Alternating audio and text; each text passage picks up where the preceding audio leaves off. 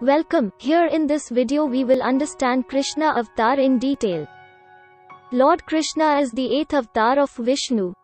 He is the most popular and highly honored figure of Indian mythology. Lord Vishnu came in Krishna avatar to protect dharma and to spread peace and love on earth.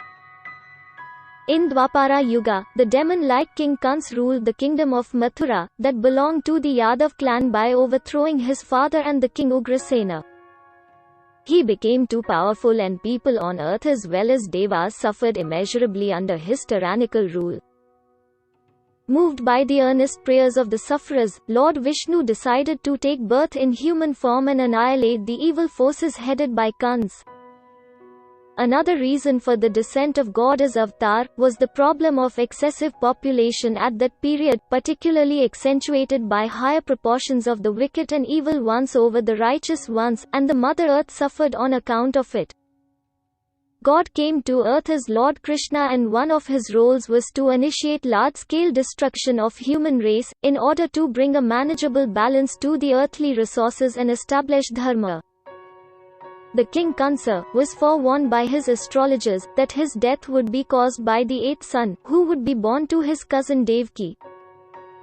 To prevent such a happening, Kansa arrested Devaki and her husband Vasudeva and captivated them in his prison. As and when a child was born to the couple, he would go to the jail and kill the child then and there.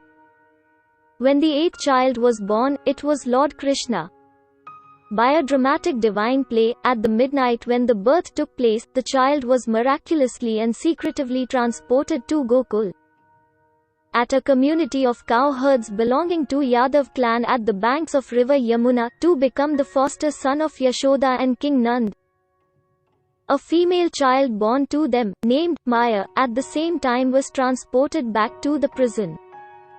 It was Vasudev, Krishna's father, who did the exchange of the babies at the behest of a divine command.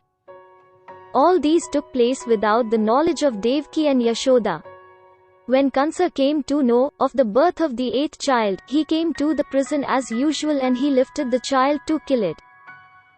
The girl child, Maya, got freed from his clutches, and flew away laughing aloud, that the king was cheated, and the child meant to kill him was safe, and alive elsewhere.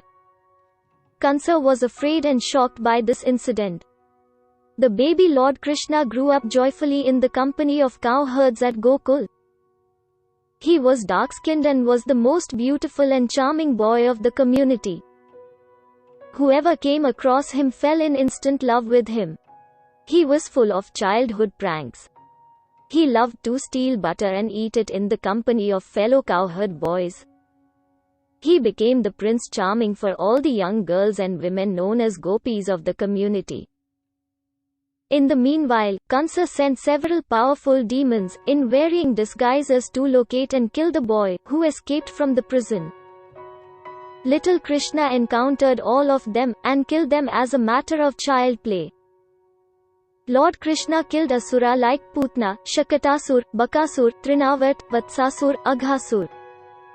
When Krishna was in his early teens, his attraction to the gopis was divine. Their love towards Krishna was so intense, that they even ignored their duty to their families, and went madly behind Krishna. It was during this phase that Radha of Vrindavan developed a deep-rooted love for Krishna. The divine love between Radha and Krishna was never realized in a marriage.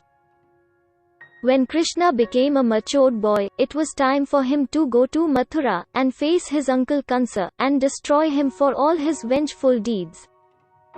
Krishna overcame several obstacles at Mathura, and finally killed his uncle in a ferocious combat. He released his parents from the jail, and recoronated Ugrasena as the king. Over a period of time, Krishna got married to Satyabhama and Rukmini. In the meanwhile, Krishna's maternal cousins, Pandavas, were facing lots of difficulty in claiming their rightful share to their kingdom. Pandavas are 5 sons of the king Pandu, headed by Yudhishthira, of the Kuru clan, at the kingdom of Hastinapur. The peace-loving Pandavas were facing many difficulties, due to certain acts of vengeful and treacherous acts of their unrighteous cousins, the Kauravas. Kauravas headed by Duryodhan, who also claimed the throne of Hastinapur. Krishna developed a great friendship with Arjun, the most powerful archer, and the younger brother of Yudhishthira. Whenever they found time, they spent it together, and enjoyed the friendly company of each other. Arjun fell in love with Krishna's sister Subhadra, and Krishna arranged their marriage secretively, against stiff resistance from his brother Balarama. The Pandavas were fairly knowledgeable of the divinely nature of Krishna. The Pandavas surrendered to Krishna and sought his help and guidance in overcoming their problems. Krishna intervened frequently in the lives of Pandavas to protect them from innumerable personal problems. He also used his diplomatic skills and tried his best to bring in a truce between the Pandavas and Kauravas. But Kauravas had neither respect for Dharma nor for Krishna's counseling. Finally, a grand war erupted between Pandavas and Kauravas. Numerous kings of the entire subcontinent supported either Pandavas or Kauravas, according to their relationships and temperament, thus took part in the great Mahabharata war. Dharma was obviously on the side of Pandavas. Krishna, as the king of Mathura, and a blood relative of both Pandavas and Kauravas, offered his entire army to take part in the war on one side, and he himself without taking up arms on the other side. He left the choice to Arjuna and Duryodhana to choose any one between the two options.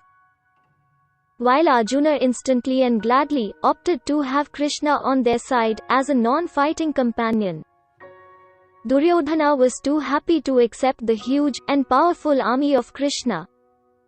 Krishna offered his services to be the charioteer of Arjuna during the war. Just before the beginning of the war at Kurukshetra, Arjuna became jittery.